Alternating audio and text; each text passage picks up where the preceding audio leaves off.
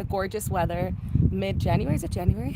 2023, this delicious chai latte. Hello everyone. Today's learning is dedicated by Karen Jacobs in schus of her mother, Rachel Bas Shimon and Kleina. Her neshama should have a lot of geschmack from today's learning, and an Aliyah's neshama. And we should be reunited with her very soon. We're starting the second Chumash of the what? How do you pronounce it? Pentateuch? Pentateuch, thank you. The book of Exodus, in Hebrew known as Shemos, which does not translate into Exodus. Shemos translated into names, but Exodus is actually seemingly a more fitting name, because this is a story, like we said last week. We finished last week of our history as individual families, and we're moving on now to our story on a national level. We're no longer, right, a few families, we're now a nation. That's what scared Paro, and that's why this week we have a complete turn where Paro is no longer friendly and inviting to this family. He says, I better to take care of this family before they overpopulate me and take over my country, and there goes me, right? So that is this week's Parsha. The Parsha describes how we go into Galus for the remainder of this book, right? We're speaking about our story. It's such a powerful book. Yosef passes away, and then Paro rears his ugly head and he enslaves Jewish people in heartbreaking, backbreaking labor. Not only that, but he decrees to kill every firstborn so that nobody will ever come and redeem the Jewish people, right? And then we have the story of the birth of Moshe, right? And we have that beautiful story of Moshe's birth, how he was thrown into the river to save his life. Batya finds him, she saves him. He's raised in Paro's palace. Let's stop for a moment. And we're in like the Netflix series age. And we learned this story, many of us learned this story many, many, many times over, right? We know the story of our slavery. We say it over on Pesach. But if we can pause with something I did that was so fascinating, or it made the story Torah, this living with the Parsha so much more alive for me, is looking at it with the eyes of if this was the newest Netflix series, if this was the cliffhanger, right? Living with every Parsha as if it's the newest episode that was dropped on this incredibly dramatic, thrilling story, right? I always say we don't need to look for content anywhere else. We have everything you want in an exciting Netflix drama: the thrills, the anticipation, the metach, right? Whatever the word is in English. The suspense. I love it. 5 years in Israel, and now I'm translating the other way. The suspense. It's such a suspenseful story. In this week's Parsha alone, I feel like it's enough to fill 4 seasons easily. Four suspenseful, amazing hit series, right? I feel like somebody needs to turn the Chumash into a Netflix series or whatever is new, Hulu, Disney Plus, right? It is just amazing. So this week's Parsha has so much happening, right? There is just the craziest things happening, right? Baby boy, the baby boy is being thrown into the river. Really scary things going on. Moshe being saved by the princess who's coming to bathe in the river. She sees a baby, she saves him. He's raised in the palace of Paro. And then he grows up as Paro's step-grandson, right? Paro doesn't know that he's raising the one who's going to defeat him later on. And then he's raised and he grows out and he sees and he wants to see what's happening. He knows he's still a Jew. He was nursed by his mother, who always had a contact with him. But Paro's like, listen, nothing's going to happen with him. He's raised by me, right? He can't do anything. I have full control over him. But right next week, we find out Moshe then kills a Mitzri, right? He sees a Mitzri hurting a Jewish person. We find out the backstory in the flashback of this episode. We find out that Mitzri that Moshe killed was raping. The reason he was beating this man, right? Moshe comes out, he sees a Mitzri, an Egyptian, beating a Jewish man. Backstory is he's raping this man's wife, and he's beating this man so he's too heartbroken to go home so he can continue raping his wife. And that from that birth came Dasan and Aviram, who later were thorns in Moshe's sides, right? Is it Dasan and Aviram? Yeah. It's a bit I think so. So that's just some other crazy stuff. Then the next day, it can't be Dasan and Aviram, because the next day he sees Dasan and Aviram hitting one another. Someone else came out of that bus, whatever. Okay. Someone look it up for me. So next day, Dasan and Aviram, he finds out that someone saw him killing this mystery. He says, and Paro found it. Then Paro finds out about it, so Moshe has to run away. Now, the Chumash skips to Moshe ran away. He goes to Midian, and he hangs out by the well. But the backstory, the Medrash tells us that Moshe was 18 years old when he ran away. For 62 years, he was away from his family, away from Mitzrayim. And in those 62 years, we have the craziest stories where Moshe became the king of the Kushim, of this African nation, not a tribe, like I always say, an African nation. There was a crazy war going on at the time where the king went away. He appointed Bilam to take over. Bilam is evil. He's one of Paro's advisors, and he bewitches everybody to cast out the king. When the king comes back from his fighting a war, he finds the moats closed, serpents everywhere, and he can't get back into his nation, and Bilam is the king. Now, every time they try to go back in, the serpents kill everyone, and they die. So he is cast away. During that time, Moshe comes. I just thought this was crazy. Moshe joins this effort. The king's name is Kinkos, the king of Cush, of course. And Moshe joins Kinkos' siege. Kinkos lays siege, and he helps him lay siege to the city for 9 years. And during that time, Kinkos dies. And in the 9th year, Moshe succeeds in conquering back the city of Cush, the country of Cush, the nation of Cush. And the way he does it is a crazy story where he has storks starving so that the storks eat up all the serpents, and then they're able to conquer it. Everyone is so thankful. It's a long story. It's long.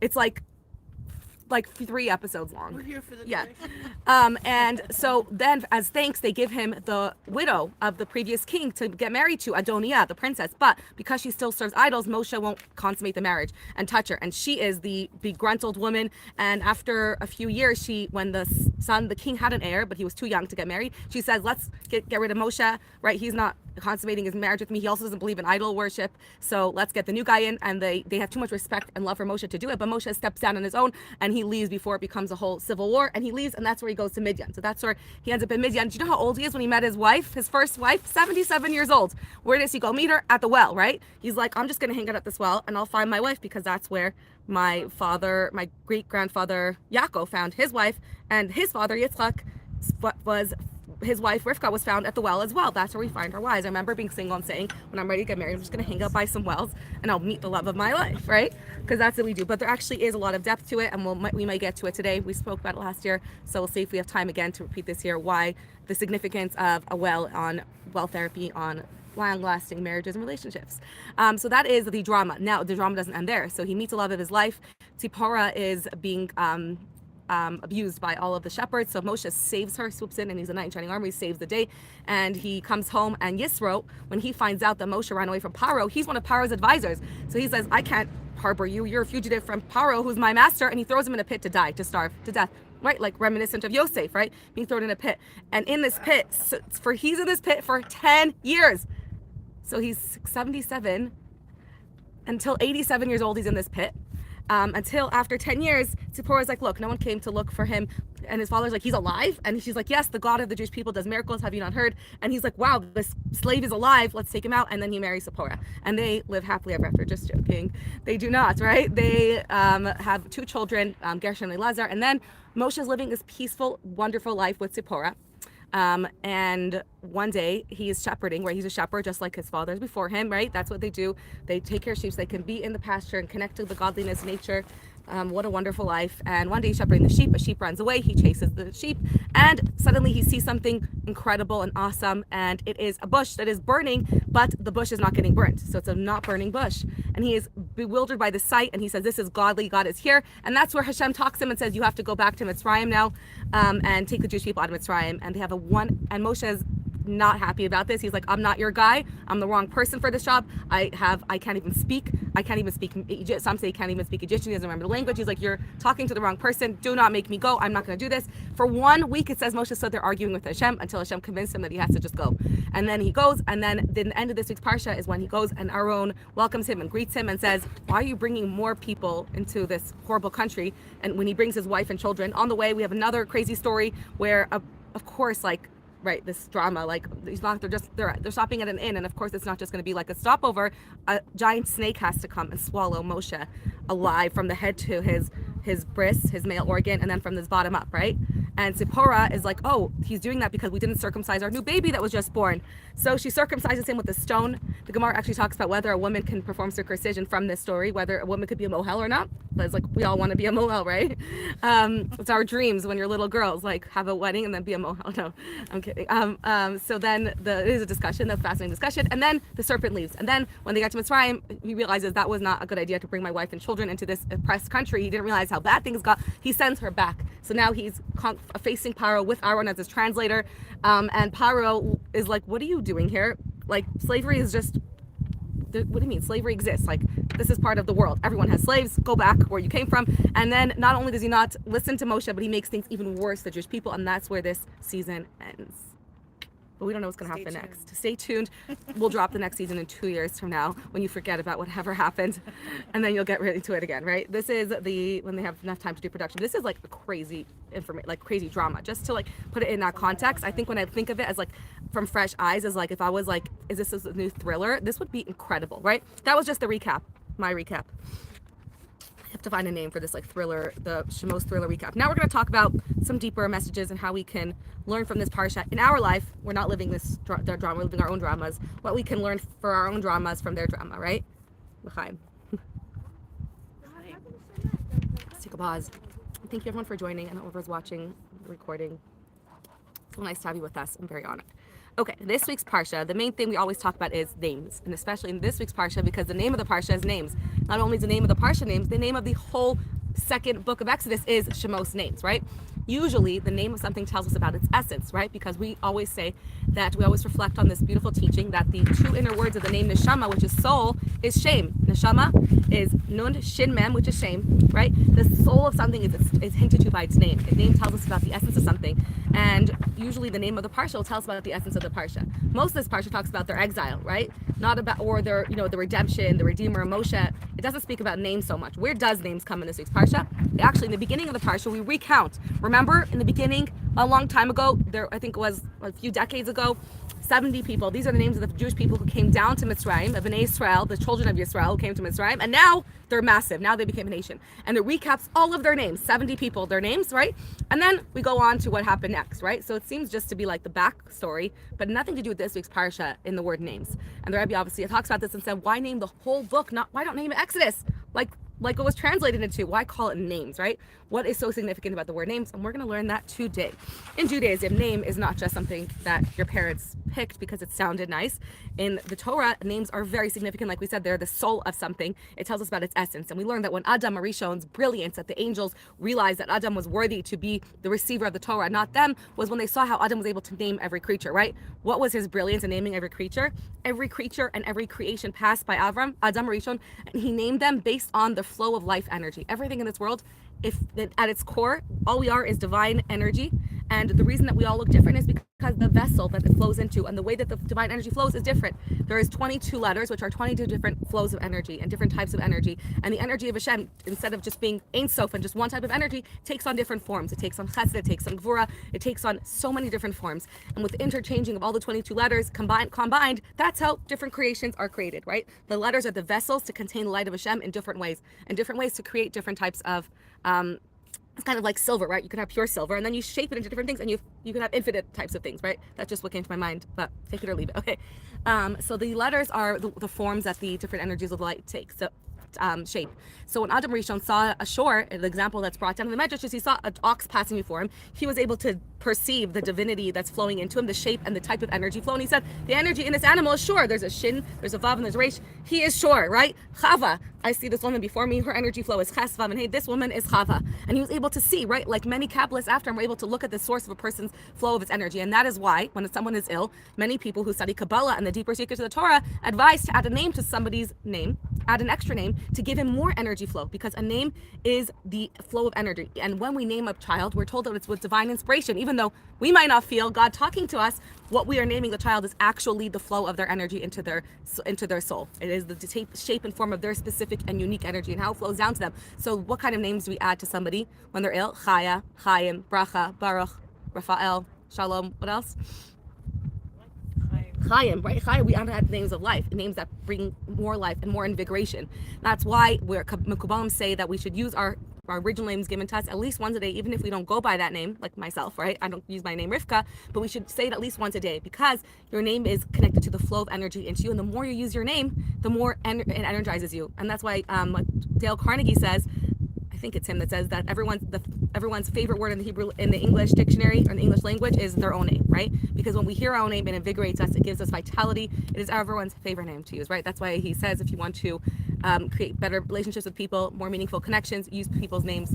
Joanne, right? Okay.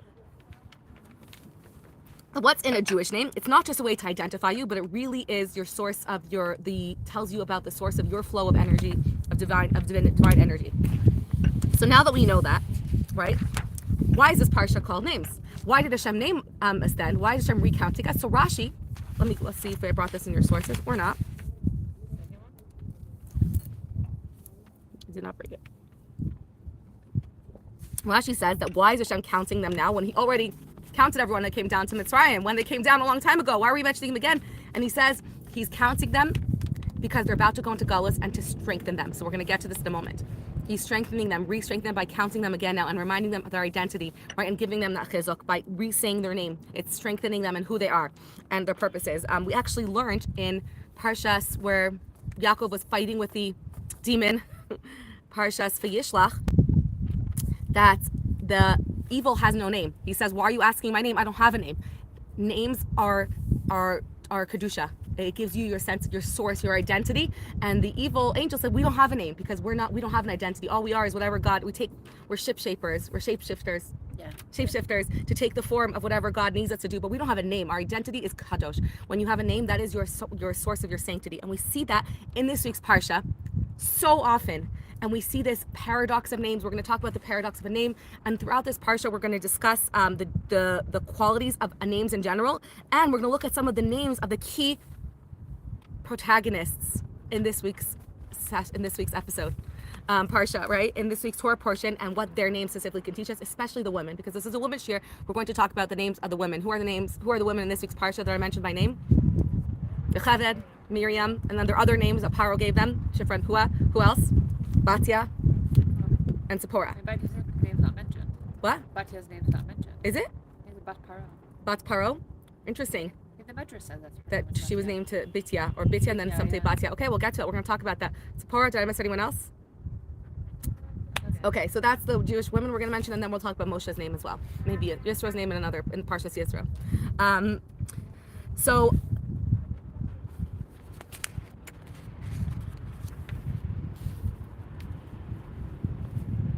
the paradox of names.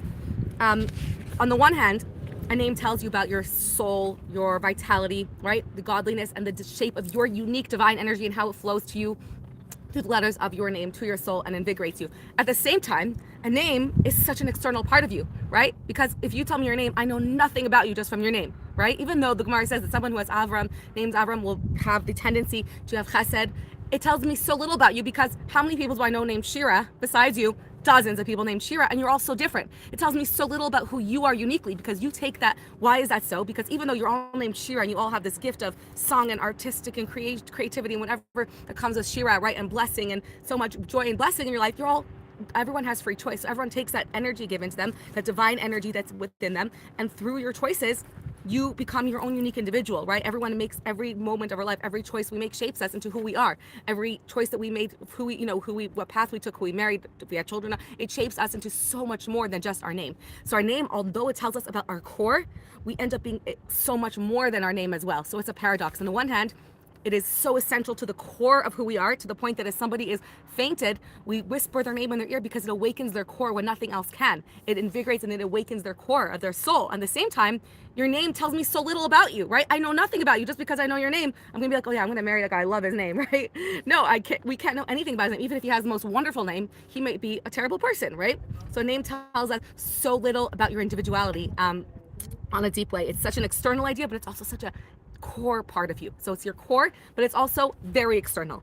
And that paradox of names is why this Chumash is called Shemos, why this whole Chumash is called Shemos, because it is that paradox that enabled us to go through what we went through in the torture and enslavement in Egypt, and come out from it, and how we look at our lives as going through Egypt every single day. So let's take a step back and remember that this whole Chumash of Shemos, it is a incredibly dramatic story that captivates us, and it's our heritage, it's our history, and all that is true. And at the same time, it's also true that as we're learning the Chumash, we learn it through this Hasidic lens in this class, especially as not a story that only happened but it's not a story that only happened to our ancestors. It's a story that happens to us every day, every moment. This is happening to us. We are descending into Egypt every single day. Egypt is not a place on the map. Only Egypt is Meitzar. It's any constriction and limitation in our life. And we learn that every single day we say, behold, we should say every single day we should remember Yitzias Mitzrayim, because even if yesterday I was able to be free of all my limitations and all of my Meitzarim, Now, because today I'm on a higher level, because every day I ascend, because that's what I am as a human divine energy, then yes, even though yesterday that was freedom for me, now it's limiting for me, because now I have more potential. So whatever was freedom from yesterday is now a new limitation for me. So every day I have to leave Mitzrayim, and I have to use everything from that we're learning in the Chumash as inspiration and reminders to live with that, and how I can lead my own Mitzrayim in my life, right? Because every day we're in Golos, every day we're in Mitzrayim, we're in our internal way and a national way, and in our bodies, in our homes, right? In every way we're trapped, and we're stuck in so many ways, in limitations. And we're living with leaving Mitzrayim. We're coming to Mitzrayim every day, and we're leaving Mitzrayim all the time. And we're using the Chumash as a light and as a guide, and how we can go through that in an inner way. So it's just so enlightening. So always remember that all the time, right? When you're learning the Chumash, you're also learning about what's your soul's descent into Mitzrayim and redemption. Okay, so let us look now at the first pasuk about Shemos through this lens. Eila Shemos, please tell me it's in your source sheets. Come on, Kiki. I did bring it. Well, wait. That's not the first one. Oh gosh, I thought I added it. Oh gosh, okay. The Eila Shemos, B'nai Yisrael, take my word for it. This is the first Parsha, and we're passing this around. The Eila Shemos, B'nai Yisrael, Haba'im Mitzrayma. Jora, Nidr Chitas. Anyone that can look it up on their phone. The Eila Shemos, I know that's it, but I don't know what goes after that. The Eila Shemos, these are the names of the Jewish people. B'nai Yisrael, Haba'im Mitzrayma. We have a big question on this. First of all, we discussed why are we even mentioning, can you open it up to Shemos? Why are we even mentioning the people who came to Egypt, the names of them? And also, Haba'im Mitzrayma. They're coming to Mitzrayim. Are they coming to Mitzrayim? They came a long time ago. They came and left, right? They came and they're gone. Most of them. Well, Yochevet's still alive, right? Some of them are still here. But these are the names of people who came to Mitzrayim. What do you mean Haba'im that are coming? First of all, that helps us see already that we'll get to it. We said that we're all coming to Mitzrayim. It's a message for us, but also even more than that.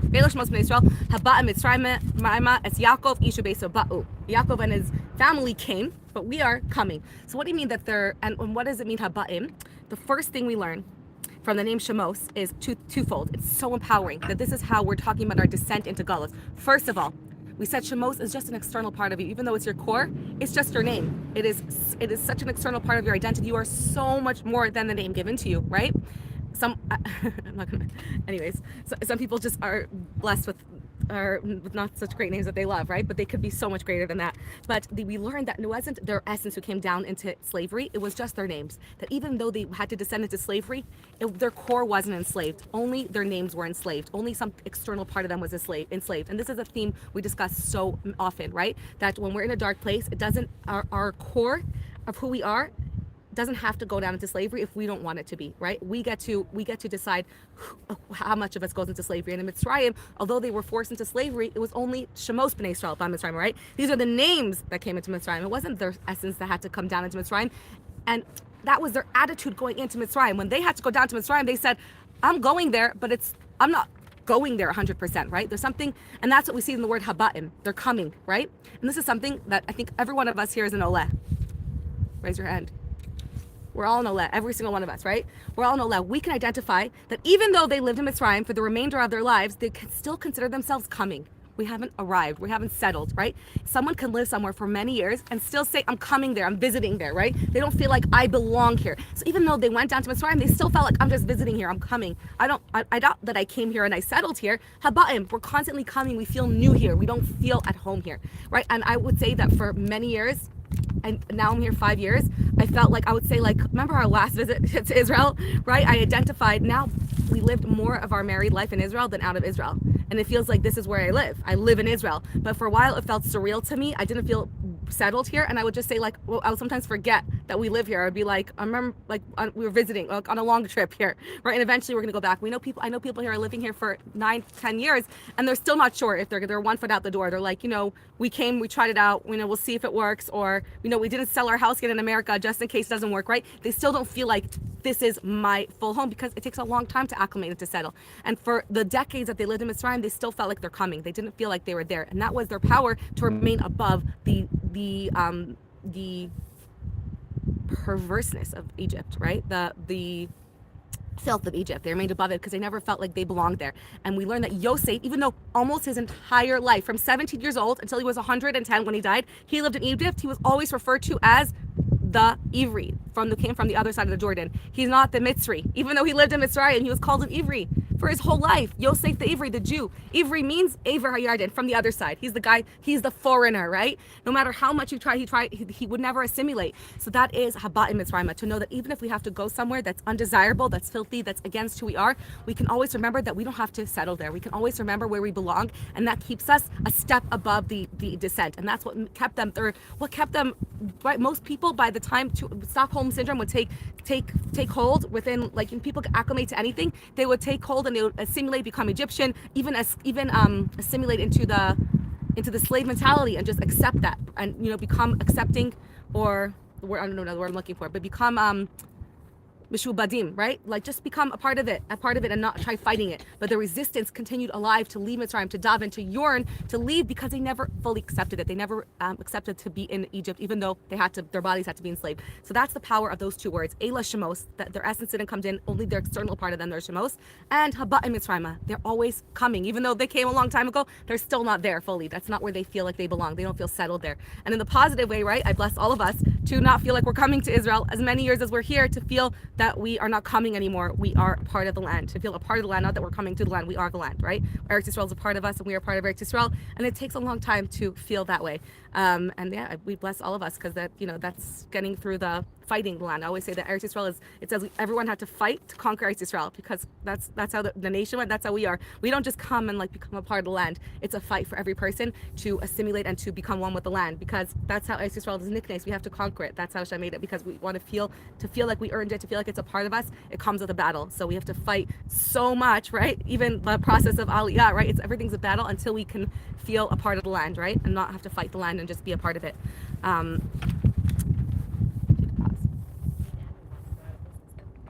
Why? No, that helps us feel more comfortable here. But then we don't feel like we have to go back to get things. That's even better. It's like bringing everything that's comfortable to here. I see it as a growth, I don't see it as a hindrance.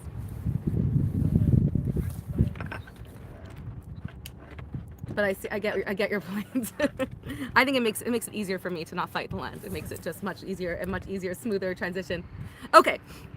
So that is two beautiful, powerful names, and how we can take that is that we feel that we're having to descend into a place that we don't want to go to, a place of Mitzrayim, a place of limitation in our lives, to remember and be empowered that we can remain above it. And we actually see this through the unique names of so many of the heroines, the Jewish female heroes, not the drug, in this week's Parsha. One more beautiful idea in the name. And the paradox of names, before we go into the individual name in this week's Parsha, is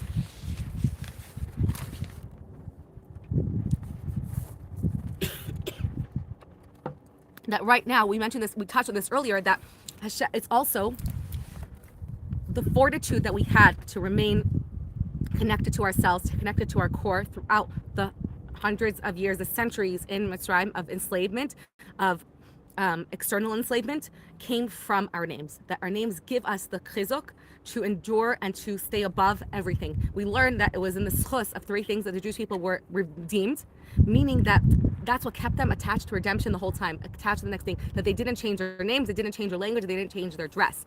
Their names, keeping in touch with, which are all really similar to your identity, right? Your dress is your identity. When you switch that, you lose your separate identity, your language, right?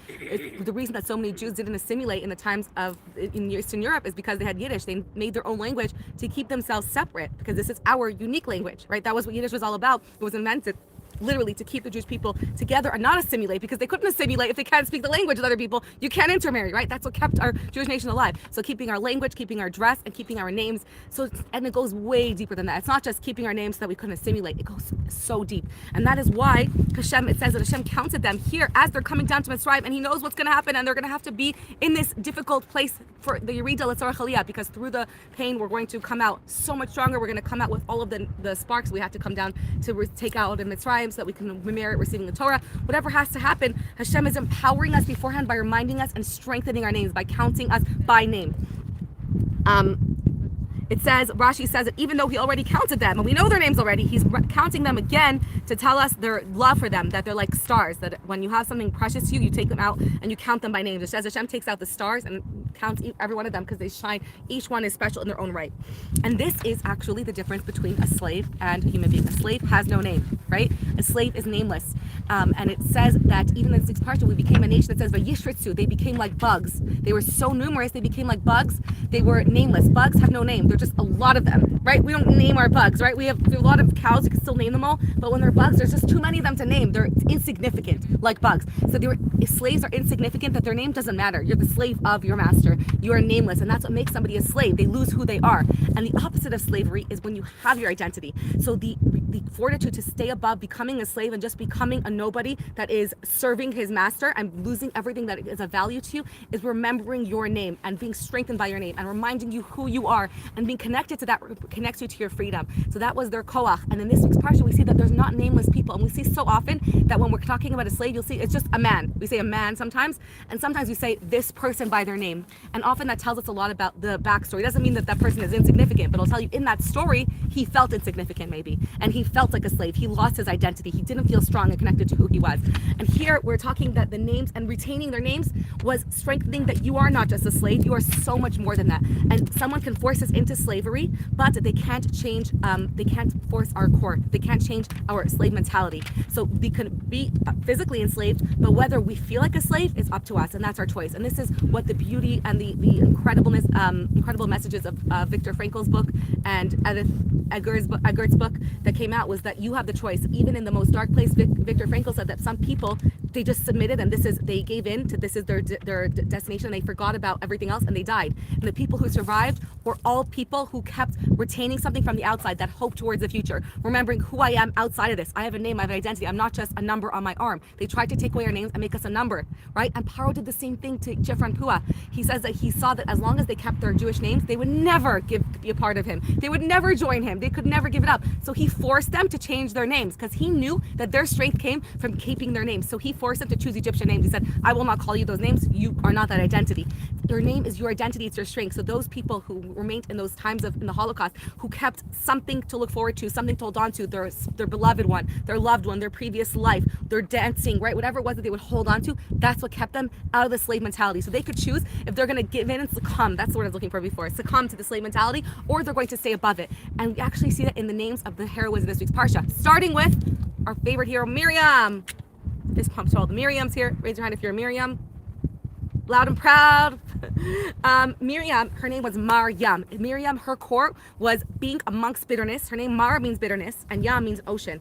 And Miriam actually did that by taking the bitter waters and turning it into fresh waters that they can enjoy, into waters that they can use in the desert. And that's why it was called the Be'er of Miriam, because she sweetened the waters by putting a stick into it, right? She actually says that that's where the Be'er in Israel became the Kinneret, which is our source of fresh water, right? Miriam was able to be in a sea of bitterness and find well springs from that, and stay above the enslaved mentality. And that was who her whole identity was. And Her thing is there in Siberia. I know there's a place that says it's Be'er Miriam in the middle of the Kinneret. There's like a rock or whatever, right? I want to see. I'm looking for it. Exactly. And in Miriam's childhood, from a young girl born into slavery, right? She was born, I think, after they already were enslaved. And even being born into that slave mentality, she refused to subscribe to it. She said, I don't believe in this. This is ridiculous. And when even her father, the leader of the Jewish people, said, listen, Paro's going to kill our children. We're not going to have children anymore. And he, as a leader, left his wife, and all the other men followed suit. She, as a young girl, 5 or 6 years old, spoke against it. She was able to be free from that entrapment mentality. She's like, you guys are worse than Paro, because he's enslaving, he's saying let's not have baby boys, and you're, by not being with your spouses, not procreating, you're discontinuing our whole nation. You're giving up. You're not going to have daughters. She said, don't worry, Hashem will protect us. And Amram listened to her, and she even went on to prophesize, and that moment that you're going to have a son, and your son, my brother, will be the one to redeem us. She always stayed above it. She's like, this is not it. This is not where life's at. This is not what life's meant to be. And she never succumbed to it, even from being a young girl. And she was right. And she gave us that chizuk from her name, from Miriam, from being able to take this bitterness and make it a yam, like a source of chizuk, a source of courage. She stayed above the slave mentality. And that's what Miriam was. Again, and Batya was the same thing. It says Batya, she was born in Paro's palace, right? In the most sick, the palace of the most sick man in the world. And yet She was like, I'm not going to believe just because he's my dad and he's powerful and he can do anything. That's ridiculous. And it says that when she was going to the river that day with her women, she was going to convert to Judaism. That was her tefillah in the mikveh. And Hashem changed her name from Bat Paro, whatever her name was before, to Batya. He said that you saved my child. So Batya saved Moshe, and I'm going to make you my daughter. And we learn also that our name is a connection to our heritage, our history. Knowing all the heritage, all of what we went through before now, and all of our history gives us that strength. And it's brought down from Batya that even a convert, he doesn't have that history per se, because it's not his fathers and grandfathers, but he acquires that history. He becomes like Batya, the daughter of Hashem. Hashem is his father, right? He changes his history. He's no longer his, right? He's now the daughter of Moshe Aaron, so he acquires all of that history with his conversion as well, right? Because truly his soul was always a part of the Jewish nation. So that is the beautiful story of Batya. And Batya as well, not only did she not subscribe to what Paro and everyone was doing around her, but even she didn't believe in limitations, even in an internal way. When she saw Moshe, right? And this is the most fascinating story. I believe I brought you this in my notes, but I hope so. Come on. No, of course not. It says that when Batya went down to the river, she was going down with her amasa, and says she sent her hand. There's two meanings to the word amasa. When she saw the baby crying, she says she sent her amasa or her hand or a maidservant. So Rashi says there are two meanings. Amasa can mean her maidservant. She sent her maidservant, go swim and get me that crying baby, right? Let me see what's in that basket. And the other opinion says it could have just said her maidservant, her Nara, her girl, right? And why did he use such an unusual term? To say she sent her hand out. And the Hashem made a miracle, and it was lengthened. I think there's like an extra thing in that there that says that her hand was, the Medrash tells us, and many of us have heard the story before, that Hashem made a miracle and her hand was lengthened exponentially so she could reach the baby. Now the miracle here was that Batya even reached her hand out, right? To even try and catch that baby and catch a baby that was way too far for her to reach, right? Most of us, we're not going to try and go out and I'm not going to try and slap you 5 over there because there's no way I could do that, right? Because I know it's futile. But Batya didn't believe in that. She said, and that's such a powerful message for our lives. She's like, I just have to do my part, right? I don't have to reach you. I just have to do my part, and then Hashem will do the rest. And so often we feel like there's no point in me helping this person because what can I do for them, right? They're way too much, way too deep. I can't do anything to help them. And we just have to know that we don't have to worry about that. We just need to worry about doing our part, right? Whether or not we're able to reach the goal, whether or not it ends up helping, that's not our business. But when we see somebody in need, when Batya sees a baby crying, when we see anybody in need, we saw them so that we can help them. And we don't need to worry, and it's not our business whether we have the capacity. That's up to Hashem. We need to know that and not be so scared of limitations of this world. If Hashem made me see this, obviously I can help them. How that happens is Hashem's business, but I'm going to reach out my hand as far as I could reach. That's all we need to do all the time. Just reach as far as we can reach. We don't need to aim for perfection. We just need to aim to stretch as much as we can. And that's it, right? Even if it's not the best, even if it's not going to save the situation, do our part. Even if it feels futile, do our part in helping a situation. And this is actually the theme in this week's Parsha with why Moshe was so unique, because we know very little about Moshe. Moshe was born. Suddenly he's saved, and Batya saves his life. He's raised in Paro's palace. Some point he gets a list because Paro tests him, right?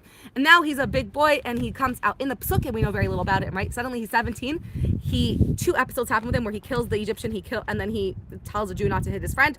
And in those situations, we see something very unique. That Moshe as well. It says he saw. This is what I did bring you guys, okay.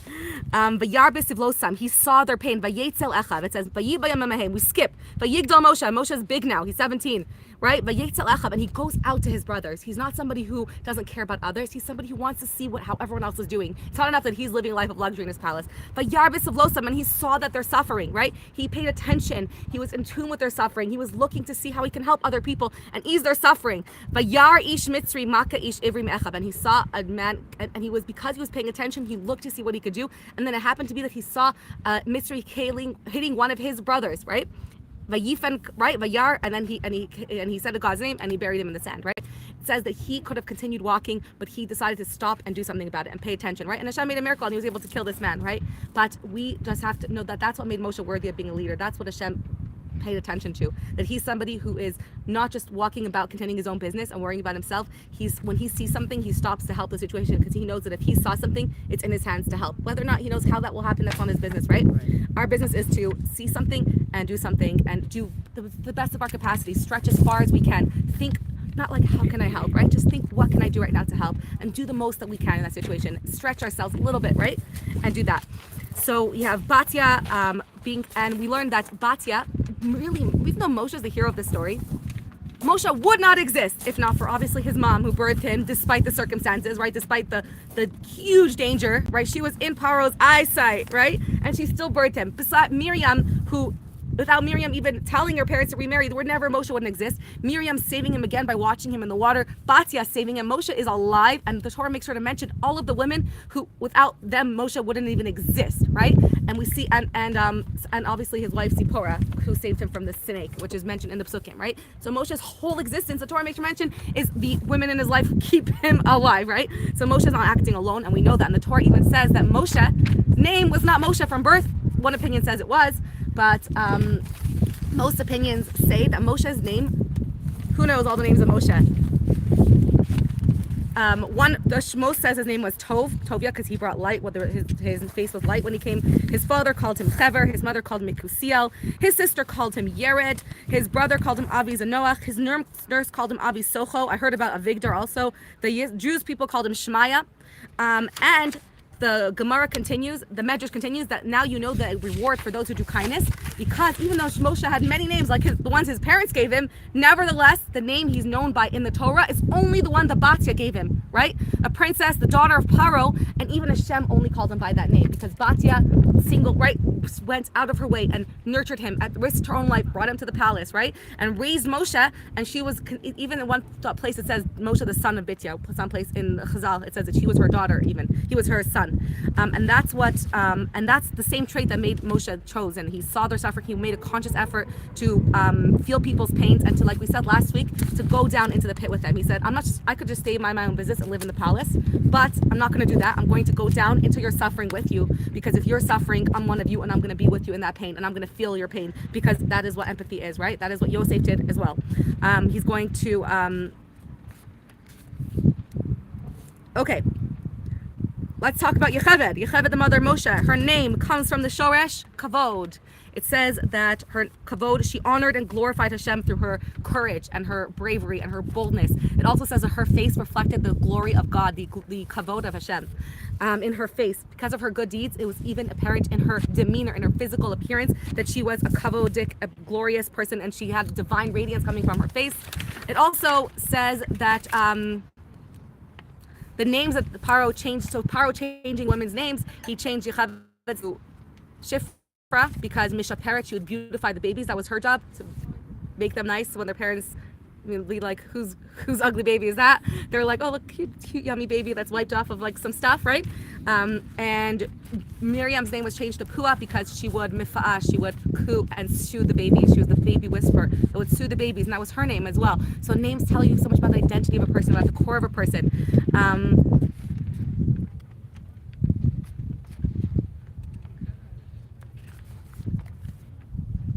Okay, I'm gonna skip this part.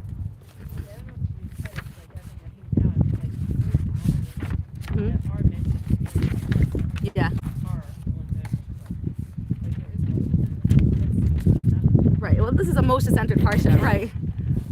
Yeah. Like it's Moshe and it's all these women. All the women.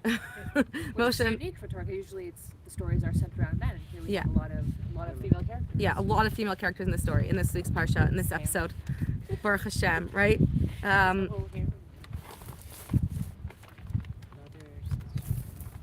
Okay, now let's fast forward. We said Moshe, king of Africa, now is in Midian. He meets the love of his life, Zipporah, by a well. What does Zipporah mean? A bird, right? And Zipporah is a bird. It's a beautiful name. There's a few opinions on why she was named the bird. The Gemara says that just like a bird purifies a home that is covered in sara'as, which I did not know, so too Zipporah cleansed her father's home. She purified her father's home from idols. She was also not subscribing to this false life that she grew up in. She's like, Dad, like, you might be a respected Kohen, but this is not where it's at. She purified the home from idols. She took it all out on her own. She did not subscribe to everything around her. She was not fallen prey to the slave mentality. And another one is that just like a bird is admired for its beauty, everyone's look like a beautiful bird, Zipporah was admired for her loveliness inside and out. And another place it says that she left Moshe. She came home to her father and said, I met this man by the well. He saved me from the evil shepherds. And he's like, why did you leave him there? Bring him home. So she ran after him like a bird, it says. She chased him like a bird. Like she flew back to him and was like, okay, come back, right? So that's where it says that she was a bird. She she kept being able to be in tune with like the core. Torah was such a beacon for Moshe, and for in that moment where we learned that she was able to save Moshe and be able to be in tune with what needed to be done at that moment when Moshe was being, her father was being swallowed alive by a snake, and she's not like, whoa, we're being punished, like God save us. She was able to get up and do the right thing and stand up and be brave and courageous and take a stone and circumcise her newborn little baby, right? She took a lot of courage, a lot of bravery, and a lot of fearlessness, right? And courage even in the face of so much fear. Okay, so to sum up the whole idea of names before we move on is this paradox that our names on the one hand remind us that only Eila Shemos B'nai Yisrael Mitzrayim, but when you're in a painful situation, to know that not all of you is enslaved, that there's a part of you that does not have to be in that darkness. There's a part of you that can remain above it, that part of you is never enslaved unless you choose it to be enslaved, that there's only so much an external situation can trap us, and that there's a part of us that we have to remember to be attached to that idea, that we're not stuck in that situation, that we're attached to the idea of Geula. Like Miriam, it says, was always and the women, it speaks about all the Jewish women, not just Miriam, that throughout the exile, she was encouraging all the women to remember that they're going to be free from this, that this is not their life. And that's what kept them strong, and that's what kept the Jewish nation going, not just by the husbands being with their wives, because it says that she would create instruments with the women, right, like tambourines and drums, so that when they'd be free, she said, we can dance and celebrate and we could sing and we can be free and we could be ourselves. And it says that they purposely enslaved them, the men and the women, so much that they would never be able to have intimate relations, so that they would not even if they wanted to, they couldn't procreate, and that way they would stop the growing population. So they would have the men backbreaking labor and the woman, so that no one would, the last thing on their mind was physical intimacy. But the women persevered because they knew that if they do that, the Jewish nation is not going to continue, and who will be left? And the women, it says, used their mirrors, and that's the mirror. They took their mirrors, and Hashem made a miracle that in the waters, they came up to the woman tons of delicious fish, and the women would prepare the fish that came up to them in abundance for their husbands, and force their husbands' bloodied, cracked lips open, pour water into their mouth, and then feed them fish until they had their strength back, and then use their mirrors to beautify themselves and to seduce their husbands out in the fields while they were working. The men weren't allowed to even go home because they didn't want them to procreate, and they may enslave them so much. So out in the fields, in the apple orchards, they would be with their husbands, and that is how the Jewish nation continued.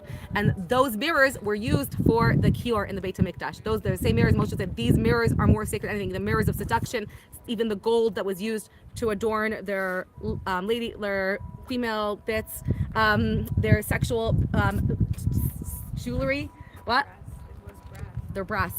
That was also used in the Beit HaMikdash because that was so beautiful. There was so much of them being able to see beyond the slavery. And we learned that even though, and this is the Maharal teaches us, that why are we, after Egypt happened, right, we celebrated. But when the Jewish people were back enslaved again, the Maharal asked the question, why are we still celebrating our freedom from Egypt if we're enslaved again? We're like oppressed now. In the times of the Maharal, the anti-Semitism was so bad. They were exiling and kicking out all of the Jewish people. There was murders going on, pogroms, and they wanted to exile all of the Jewish people in King, whatever his name was. Sure, I trust you. And nevertheless, he said, what are we celebrating if we're not free now? Why are we saying now we're free men? We're not free men. We're celebrating that in our core, we were given they abolished the idea of slavery, that you don't have to be a slave, that even though we might physically be enslaved in another time, you in your core are free. In your essence, you are free to be whoever you want to be, and you can remain connected to the freedom, and you don't have to be in that. And it was so infuriating, right? No matter what he did, he couldn't squash them. It's like they won't be squashed. It's like that oil that no matter how much, right, they crack all the oil, there's still going to be oil that keeps popping up, and it's infuriating, right? They can't take out that freedom from within us. So even though freedom might be taken away from us, we're still free inside. And that freedom, it says he opened the channel that from now on we are inherently free, and we cannot be enslaved unless we choose to be enslaved. But no one can enslave us. They can enslave our bodies, but not us, not our essence and our soul. We can remain above it no matter what, and we can stay attached like Miriam and like the Jewish woman. It says because the Jewish woman who never gave in to the despair that they're going to be there forever, and they always remained confident and knowing that they're going to be beyond this, that there's going to be a future, even if not for them but for their children that they'll birth. They always remained connected to that idea, and that's what gave them the schus to even be taken out, right? Otherwise they would have been like, there's no one to free, there's just Egyptians here, right? Everyone is simulated, we don't want to go, we identify with our captors, right? Like Stockholm syndrome. Is that what it is? Am I saying it? Yeah, okay, got it right. I'm like, isn't that yeah. Okay, if anyone needs to go, you can go. And I'm going to share. Should we talk about wells, or should we talk? Yeah, we'll talk about wells. The fish came from where? The Nile? Yeah. And they just they have nothing. Whenever the women came to water or Nile, the fish, Hashem would make miracles of tons of fish coming up to the women. And the water made the men strong. The water and the fish. Yeah, that's how the miracles. How they. And what did they use for mikvah? What did they toilet with? The women, the Nile. That's what everyone used for water, for bathing, for everything, right? The Nile was where they did everything. Yeah, the Nile is a cool place to hang out. Okay, let's talk about why. So are we clear on names? So names are also a way to strengthen us. If we want to connect to our identity, to our soul, remember who you are. Remember that you're not just a number. We're not just a number, God forbid.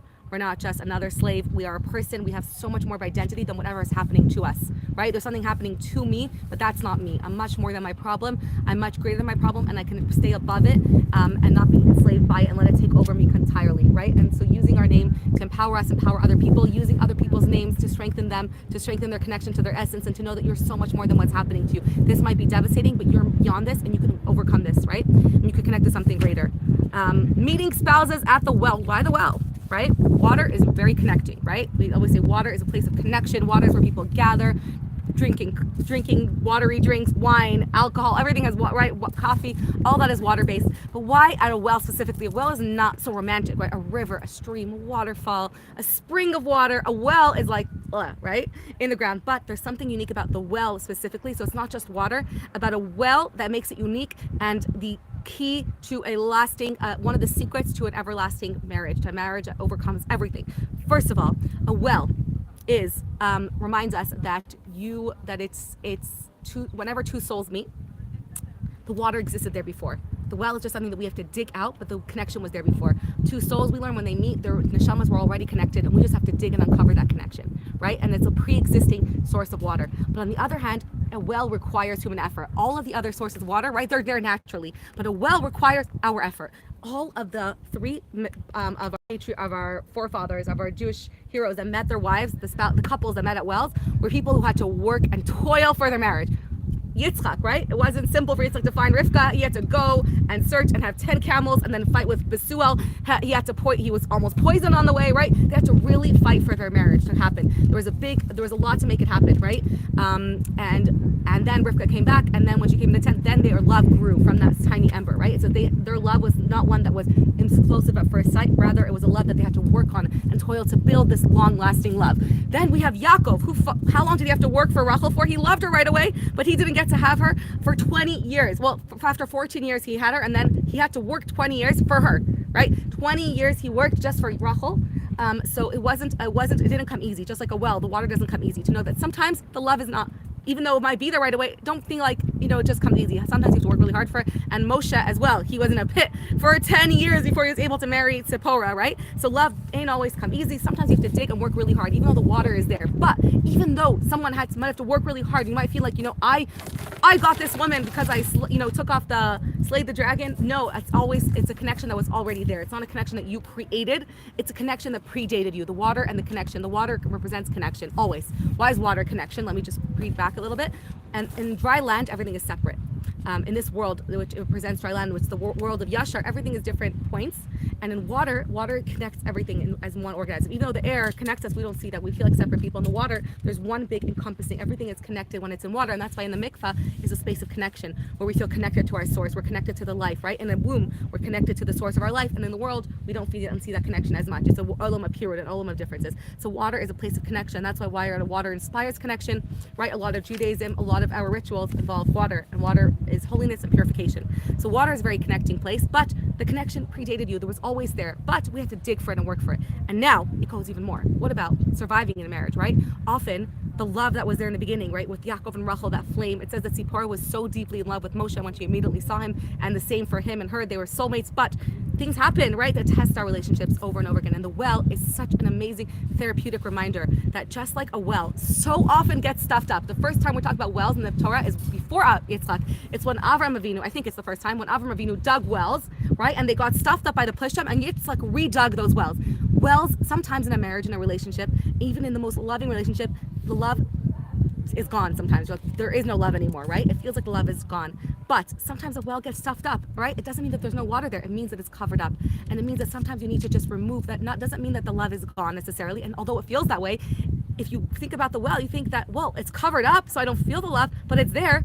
And in this case of Yaakov, it says there was a big rock covering the well. And he reminded us, sometimes there's a huge rock, and there's so many things in life that cover up that love, right? Because if we don't constantly open up that well and make sure that that love is open and connected, then we're not going to feel that connection. So many things in life, distractions come, arguments, tension, unresolved baggage from trauma, so many things could come and cover up the well. It might just be day-to-day things, right? It might just be not spending time, so you don't even, not even aware of that connection. So you have to come, and sometimes it's just taking off one rock, sometimes it's brushing off the dirt and being like, oh, we do still love each other. We just didn't talk to each other for so long, or we don't know each other anymore, right? We just need to bring some newness into this relationship. We need to talk more. We need to get to know one another more. And sometimes there's a lot of layers that accumulate. In the beginning, sometimes when I teach kalas, I tell them, sometimes you come on mikvah night, and after that distance for a week, you're not going to necessarily always be in love on mikvah night. You might feel some distance, and you have to just brush off that distance that you had and reconnect before. So I give them questions, to really reconnect with one another, to rediscover that well that's there. And sometimes there's years and years of layers of resentment and hurt and guilt that has never been resolved. And that doesn't mean that it can't be taken off. It's like redug wells that were stuffed up for years by the plishtim. So sometimes, even if there's layers and layers and layers of dirt, we just have to take off one layer at a time until we can uncover that love and that connection that is already there. That love is deep. The well, it never goes out. There's an never-ending source of water, and love doesn't dry out. If there was true love, like we said, MS, it's forever. And if it's true love, that well will never dry out. It might be covered up, and it might take an expert professional or a marriage therapist to help you uncover all the layers that cover that love. But if that love was real, then that love is still there and it's not gone. And if it was true love, then you just might need help to take off the layers and layers and layers of baggage that might be disconnecting you. There might be resentment, there might be hurt, there might be betrayal even, right? But with the right help, you can really take off all those layers until suddenly you see the water is there again. And it's so fresh and it's so sweet, right? When you work through it and you see that it's still there, that's true love. And it takes a lot of work. And not to despair, even if there's so many layers built up over that water. And that is the beauty of the why the avos met their soulmates at a well, to remind us that marriage is like a well. There is that love there. If it's right, if we love our spouse, if we have a safe spouse that is not either way, if the person is a healthy person or wants to be a healthy person, the love is always there. And it is very common that the love gets covered up, and it's our job in the marriage to work and just think what things are covering up that love. What are the layers? Let's start one layer at a time, right? One little bit at a time to get through that water, to get to that source. And it's hard work and it takes work, but when we get the results, it is so sweet and it's so refreshing and it's so beautiful and it's eternal. So that is the beautiful message of a well. It's very cold, so we'll end here. Thank you so much joining. Let us all be empowered and be in chizuk and be above, and all of any struggle we're going through, let us all have the strength and the chizuk to stay above it all, to encourage other people, to lift other people out, and to know that we don't have to succumb to anything that's happening around us, and to have those that help us schlep us out of it. Thank you for joining. I may not. It's great. You can hand me your sheet.